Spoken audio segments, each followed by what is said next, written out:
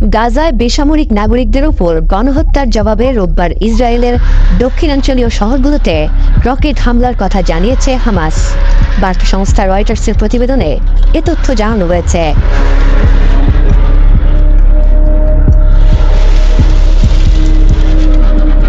Israeli সামরিক বাহিনী জানিয়েছে প্রায় 10টি রকেট ছোড়া হয়, যার বেশিরভাগ প্রতিহত করা হয়েছে।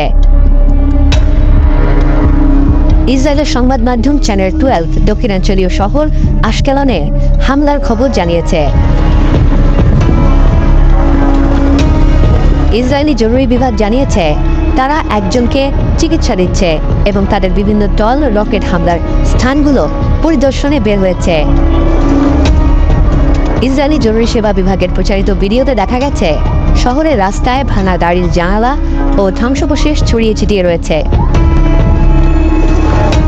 এদিকে গাজার স্বাস্থ্য কর্তৃপক্ষ জানিয়েছে রোববার গাজায় ইসরায়েলি বাহিনীর হামলায় অন্তত ৩৯ জন নিহত হয়েছেন।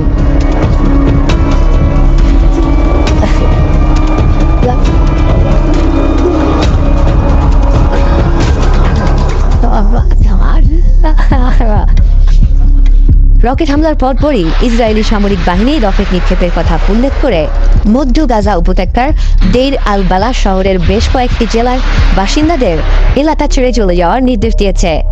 আরও জানায় তারা একটি রকেট লঞ্চারে আঘাত হেনেছে, যেখান থেকে এর আগে রকেট ছোড়া হয়েছিল।